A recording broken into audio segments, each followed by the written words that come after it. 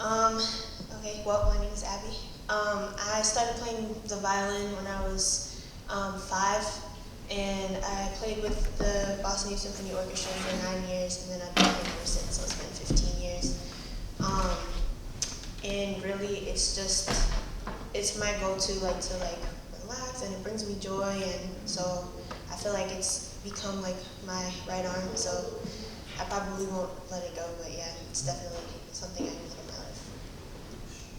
I started playing at the age of 8, 8 or 9. My dad was a saxophonist, and he had the saxophone in his. He never really played it. He played about 3 or 4 times when I was a baby, and then after that he stopped playing it. So he would have it just sitting in the room, and I just liked the way it looked, and like a typical son, I wanted to be like my dad. So when I was about 4, I tried to play it, but I didn't have the wind capacity to play it, so I waited till 8. So the inspirational factor for me is my father. I also started playing the drums when I was 8 years old. My first instrument was actually the trumpet in the school band in elementary school. And I played the trumpet for like a year and a half or something.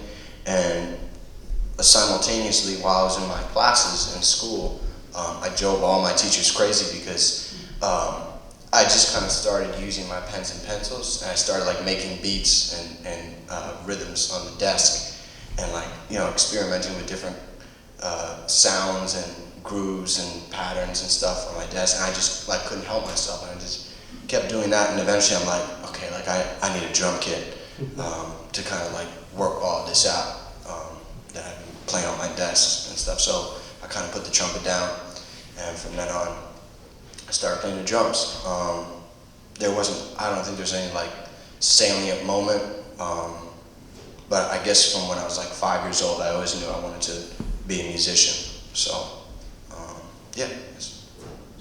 That was nice. So, my name is Solomon, and I started playing bass guitar when I was 10 years old. And for me, I was just surrounded by music all the time. My family does music, sing, and I was just kind of raised in that environment. So that's kind of what made me kind of start playing bass guitar. And my uncle actually, he played bass guitar, and he toured with a lot of people back in the 70s, like Al Green and a bunch of other artists. So he was one of the people who I kind of admired growing up and stuff like that. So that's kind of what started the musical journey for me. So yeah. Nice story.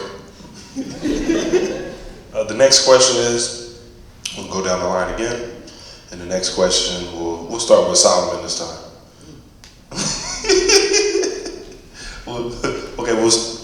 You good? Okay, work. Okay, we'll start with Solomon, and the question is, what is the importance of music in your life, or what is the importance of music to society? Just talk about the importance of music to you. What is music to you? Okay. So for me, it's everything. And I use music to kind of say what I can't say, if that makes sense. So it's kind of like a voice for me. And it's a lot, because I use music to kind of express the way I feel. And for example, say if I'm going through something in life, I can really just put it all in the music, and I could touch different people through my music, whether it's through bass guitar or singing or lyrics. So it's every day, a lifestyle for me. The importance of music. Yeah, that's the question. No, that was it. Oh, yeah. I forgot. Is that it? We got another question. Oh, no, okay. Well, that's Skip the mic up.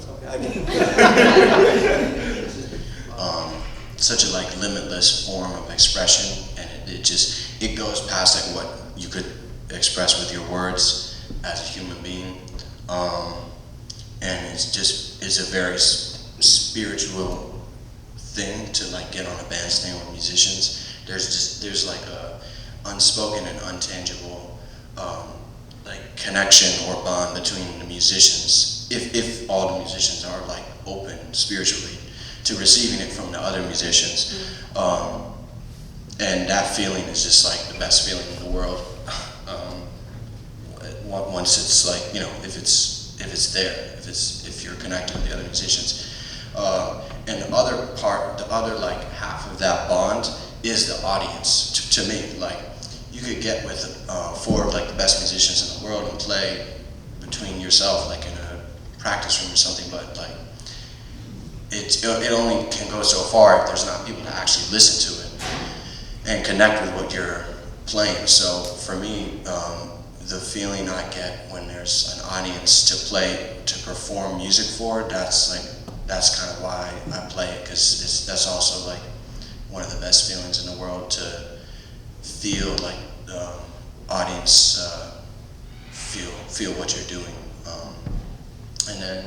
and ultimately that leads to healing. So that's music is like to heal people, I think, make people feel good, make people forget stuff. If you're sad, you know, it's a lot of different things. So that's kind of in a nutshell. Write a book. Yeah, I think pivoting off of what he just said, and I agree with everything they said. That's what it all is for me. Just kind of saying, yeah, it's. I think the audience is a big portion of it.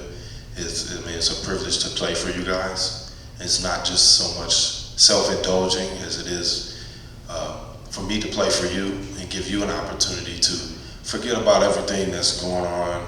You know, oh, tax day is next week. Am I going to get that return? And we're not talking about that right now.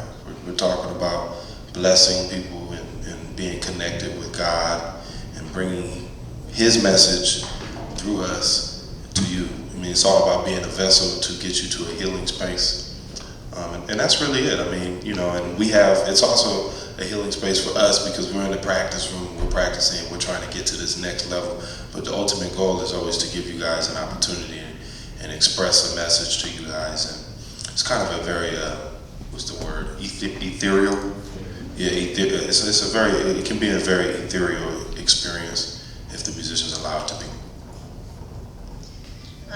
It's tough being at the end of the line here with all these descriptions. But like you all said, I agree with what you said. And additionally, specifically, I feel like music is how I channel my soul and how I can connect with other people. And really just, you kind of become almost this entity that can be one thing and everything, like at the same time. I know that sounds really broad, but it's very, very spiritual. Especially when you can have like an experience like this where we're kind of up here, it's like slightly impromptu, but we're improvising, we're feeding off each other's energy, we're smiling, you know. It's, and like you said too, like words are very limited, and even in describing the feeling, it can be limited to try and explain it, but it's something that I feel that everybody needs to experience either through listening or through playing, because it makes life better. Yeah, to go off of that, the question was, what does music mean to you? So personally, music for me, as I was growing up and I learned to play the violin, I initially didn't like playing it because I didn't like the posture. I didn't like having to just play strictly classical music. I wanted to just do everything, and at that point, I didn't want to play. And after a catastrophe happened in Haiti, I lost a lot of my family members. 10 years old, I wanted to find a way to heal. And it wasn't through words because it was, no therapy was going to match it for me. So I took to music, and actually that's when my spark for music, or my passion, you could say, took off. So at that point, it made me realize that music wasn't just something that like has rhythm and notes. It's actually like something like they were saying, it's really spiritual and it's therapeutic in the sense that it doesn't only heal you, but it can heal people around you. And it actually helps them clear their mind in a way. So that's what music means to me. And I feel like to society, or just in a general sense, music can just be more than just sounds. It's, as everyone's just saying, it sounds repetitive, but it literally heals the soul. Imagine like a movie without any like film scoring and music behind it. It would be kind of boring. I don't know. Yeah, it's a good. But it's kind of like a universal language, and it don't matter like if you speak English, French, what's Spanish. You can, Russian, German. Yeah, You can all just understand it, like, anyway, but yeah. And the last question is, we'll start on this side, is name a musician that you feel like everybody in this room should go home and YouTube, SoundCloud, Spotify, Google, iTunes. Just name a musician that you think everybody in this room should know and give a reason as to why everybody should know. Oh, you want me to start that? But you want to that's just impressive. Okay, I'll start with Shane and we'll go to Sam. So you got more time. I think really important musician, I'll focus it for American music, because I feel like a lot of people in this country don't really understand that like America has a classical music.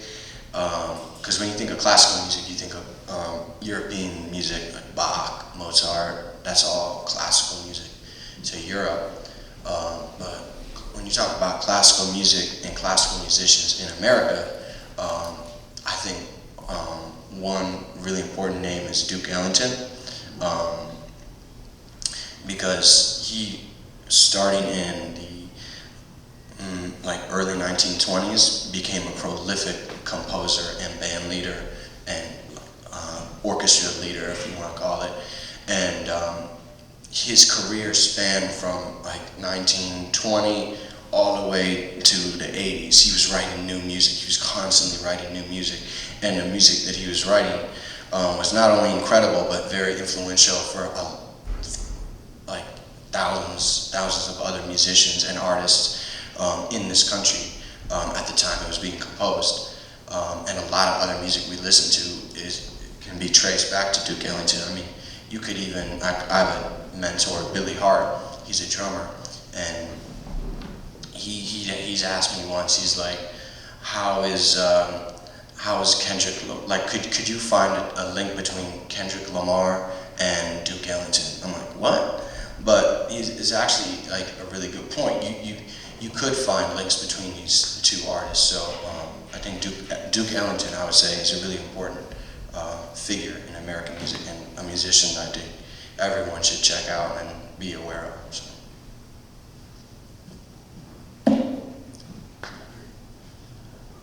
Okay, I would say Bob Marley for me, because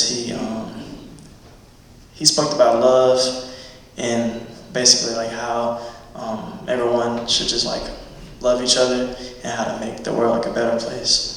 So for me, that was really powerful.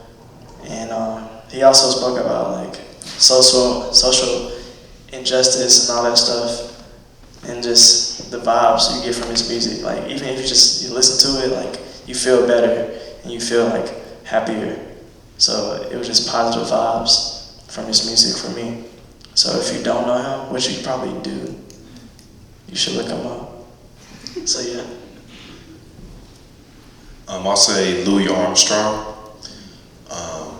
and more than just the wonderful world recording. I mean, it's very important to understand that Louis Armstrong shaped a lot of the way that we interpret modern music today. The thing about Louis Armstrong is he's like one of the first jazz improvisers. And at the time, when you think about Louis Armstrong, what he came from, because he came from such poverty and a disadvantage, and then he picked the trumpet up and taught himself much of this stuff. I mean, he had Joaquin Oliver as a mentor, but like he innovated in the 20s.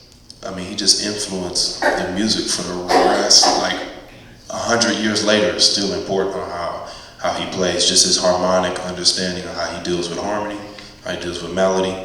So, Louis Armstrong. Okay, I thought of one. So I chose Stevie Wonder, and you guys kind of have like more, I guess, history on the artist. I just know how Stevie Wonder makes me feel, and his music is always, I always feel instantly attached to the mood of his songs. And I think it's so beautiful that he's so expressive in his music, and he's blind. And it, like we were all saying before, like it really is a universal language where it doesn't matter what disabilities or shortcomings you may think you have. It's a connection that everybody can feel, and I feel like he's a really good representation of that. And of course, I'm sure most of you, if not all, know who he is. So there's that. So Solomon and I both actually had the same pick. So I was going to say Bob Marley, just to add on to the fact that he promotes Pan-Africanism. And for those of you who don't know what that is, it's just uniting, and it's just promoting love and prosperity through just cohorts. And also, just so like I give you more artists, I'm gonna have to say Ray Charles, and he has a similar condition to Stevie Wonder. I think he's also blind, and that's just jazz right there. If you think about the fact that he's blind, he's a musician in the sense that he's a pianist and he also sings. It's really beautiful art. So that's all the questions I prepared. We want to thank you again for coming to hear us play music for you. We hope to do it again soon. You guys, who's it? Oh, did you guys have any questions for us? Dope. Are you doing that tomorrow? God willing. Yeah, so once again, thank you for coming, hearing us play music, and listen to us talk. We hope you have a very blessed day, and we hope to see you soon.